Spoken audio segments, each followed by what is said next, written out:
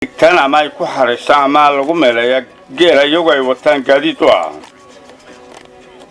waxaana geela uu yahay ninka bani'aadamka Suudaaniga ahi waxa lagu amaano ee ah ninkii geel leh unbaa sharaf leh.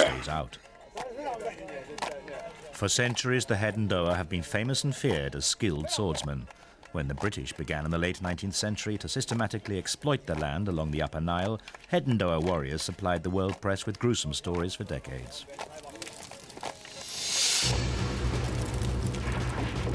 Armies counting tens of thousands of fighters only armed with swords often strewn with thousands of bodies. Death did not frighten the head. Holy war against Epic warriors were led by a prophet, Muhammad Ahmed, the legendary man. The victory of an Islamization with fire and sword.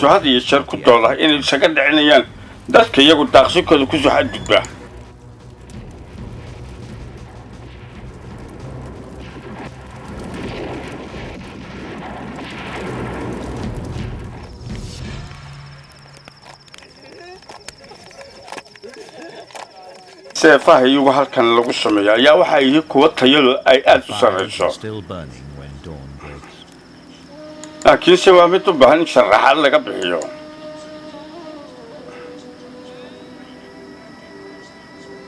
hadii jeer dadkan hadayna hubaysnaan ayaa waxa noqonaysaa waxaad haysateen laga xoogo laakiin se marka seefayo waran iyo midiyaal haysato waxaad sameynaysaa difaac. Since days immemorial, this giant gum tree has been the meeting place for the camel race. To keep evil spirits away, the camels are seefta ayaa waxay tahay wax qiimo weyn ku fadhiya. Qiimahan marka la eego hadaba halkii seef waxay u dhigantaa hal neef oo geel ah. Waayo farsamaynta ayaa waxay tahay mid ay dadku ku faanaan kama faanaan. waxaa la rumaysan qofka tumaalka ayaa duusan jiri lahayn in aadanaha uusan heli lahayn cunno xalaal oo cuno ila birta waxa lagu gowracayo waxa sameynaya ruuxan birta tumaa.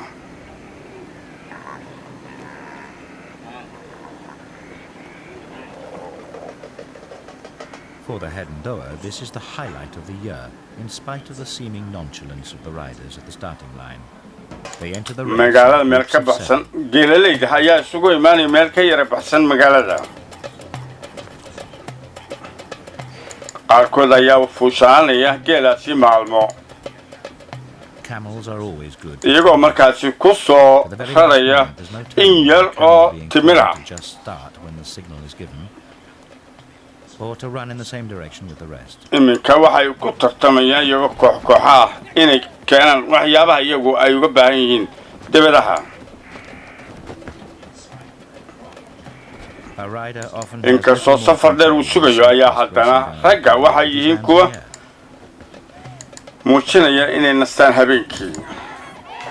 All the victor gets is a few cheers from the boys. marka tartan ay noqoto qabayladu la fukulay ku tartanayaan waxa badi dhaca tartankaasi aroornimadii. For a few summer months they find green pastures. markaad eegto ciyaaraha ay ciyaarayaan gaar ahaan ragga ninkan wata seefta oo kale ayaa waxa uu yahay midka guga loo birtumtay ee ah iyagoo heesaya kuna heesaya gitaarada lagu magacaabo shareerada oo Soomaalida kale ay u isticmaalaan waxayna ka keeneen asal ahaantooda dadkii Greek ahaa ee soo gaaray qaaradda Afrika. laakiin se waxay baaba'een qarniyaal ka hor. But the red-headed agama is a real desert creature.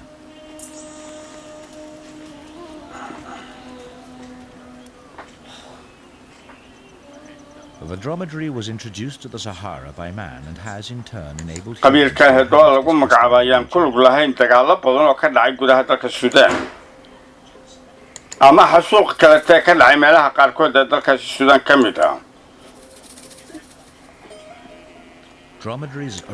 dhaqan ahaan waxaa la rumaysan yahay nimanka kani seefaha ku ciyaaraya inay yihiin ama qofka inuu yahay dagaalyahan. Wild camels never existed here. Camels keep their owner constantly on the move. Bedouins can only stay in one place as long as their herds find enough food there, and that is never very long. sheekha meeshan madaxda ka ayaa had iyo jeer wuxuu yahay nin laga hawdhigay waxyaabaha iyagu ay soo jeediyaan dadkan cuqaasha ee beesha ka mid ah. Strangers may not approach without being invited. waxaa kaleeto iyagu ay ka wada hadli karaan berritooda tartamada dhacaya ee ah geela sida loogu tartami lahaa. Most Hedendoa herdsmen in the Red Sea Mountains are semi-nomads. Only part of the family, often the men alone, move from pasture to pasture with the herds. Nomads are completely dependent on their livestock. The animals supply them with all the raw materials they need. markasta ayaa waddankaasi Suudaan muslimiinta ay yihiin isla markaana ay guracayeen xoolaha iyagoo markaasi ku sameynaya alla bari. It is given one animal of each kind owned by his parents. waa neefkii hadda la qaaday durbadii baa la maqaal bixiyey dabkiina loo shiday. The nomadic cultures that have survived on the fringe of the Sahara have kept alive millennia-old working techniques and an ancient knowledge of the land. As soon as these nomads are forced to settle down, this heritage is lost. mar alla markii gabalku dhacayay aroornimadii iyo duurkiiba ayaa dadka tukanaya ee muslimiinta ay waxay wajigooda aadiyaan dhinaca qiblada oo waqooyi kaga beegan. waxayna leeyihiin imaam tujiye dadka. miilbaha ayaa waxaa la cunaa maalmaha aan feesad ahayn, taasoo ah nolol maalmeed walba. maalin walba waxa iyagu ay cunaan dadkaasi oo ah kibista iyo hilibkaasi. Several-day journeys away from the nearest village or even the nearest road. waana ku faraxsan yihiin waxay iyagu cunayaan iyo sida wadajirka ay wax ugu cuntaynayaan. marka ay eegto Suudaanka iyo Soomaalidu waa isku dhaqan. Fetching water with the gerber, a goatskin water bag, is women's work. It is one of the few occasions on which women may leave the house or tent on their own. As a stranger travelling through, one gets the impression of passing through a land without women. markasta dadkan reer miyiga ahi ay badarka ama hilbaha iyo mufada cunaan ayaa waxay u dhaqaaqaan inay ciyaaraan isla markaana lagu faanayo qaxwaha ama koobka qaxwada la cabayo oo waana la isku soo dhaweeyaa. Annual rainfall amounts to just 4 inches and is limited to the months of June and July. This is the time when the giant euphorbias are in blossom. Their mat-like roots cover a large catchment area so they can soak up a year's water storage during just one day of rain.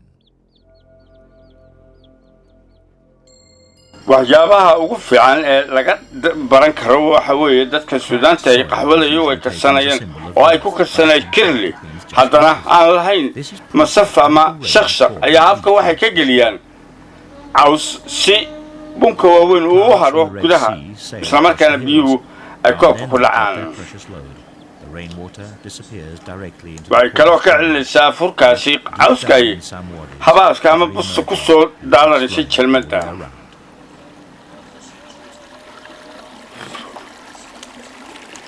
muddooyin sanooyin ah ayaa dadka kale wata seefaha waxay ahayd dad u diyaargaroobaya dagaal waqti alla waqtigii lagu soo qaado.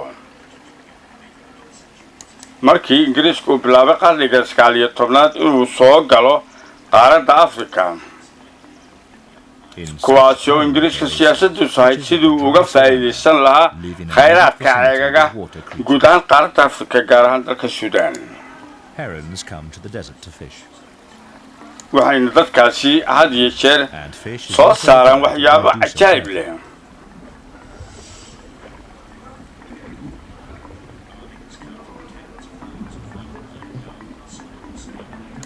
dadkii ingiriiska markii uu soo galayay ayaa waxaa ingiriisku wateen banaatiiq iyo qoryo, hase yeeshee kuwii muslimiinta ee Suudaaniyiinta ahaana waxay wateen seefo iyo warmo markaasi oo fooda la isdaray oo markaasi ingiriisku uu isticmaalayo hub oo qoryaha ka mid yahay. waxaan markaasi ku dhintay labada dhinacba goobihii la isku fara saaray ingiriis iyo suudaaniyiinba labaduba way ku wada geeriyoodeen waxayna mahmaadoodu ahayd ninkii dhoof ku yimid baa geeridu dhibaysaa weeyaan iyagu dadkan reer midowaa kama baqanayan geerida waayo waa dad muslima waxay aaminsan yihiin hadday iska difaacaan ciddii waddankooda kusoo xadgudbaysa inuu jannada galayo haddii isaga la dilay iyo hadduu wax dilaba waa kan meydka dhulka daadsan waxay ahaayeen marka dagaalada kuwa la dagaalami jiray tan iyo waagii nabi maxamed calayhi salaatu wasalaam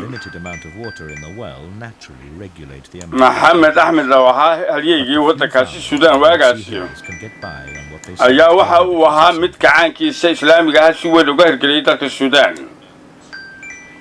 halkaasi waxaa ka dhashay dowladdii ugu horreysay ee suudaan taasi oo ka bilaabatay horraantii islaamiyiinta oo adeegsanaya seef iyo waran iyo midiyo iyo gaashaan taasi way mid cadowga ay uga xoreeyeen waddanka suudaan waa hagaag waxaan filayaa daawadayaal inaad aad iyo aad ula dhacdeen barnaamijkii socdaalka anigoo yacquuba idiin soo turjumay idiin soo saaray halkan idinkaga tabinaya isla markaana gacan weyn waxaa iga siiya al-ustaad cusmaan nuur abkey al-ustaad maama muslima maxamuud al-ustaad maama maryan cali aayad al-ustaad muuse oo dhinaca farsamada gacan iga siiyay aad baan idinkaga mahadcelinaya daawadayaal inta adigu aad fadhideen oo daawanayseen barnaamijkayga inta barnaamijkan oo kale aanu ku kulmi doono daawadayaal maxaan idinkaga tegayaa sidaa iyo nabadgelyo ammaan allah iyo kulanti dambe oo xiiso leh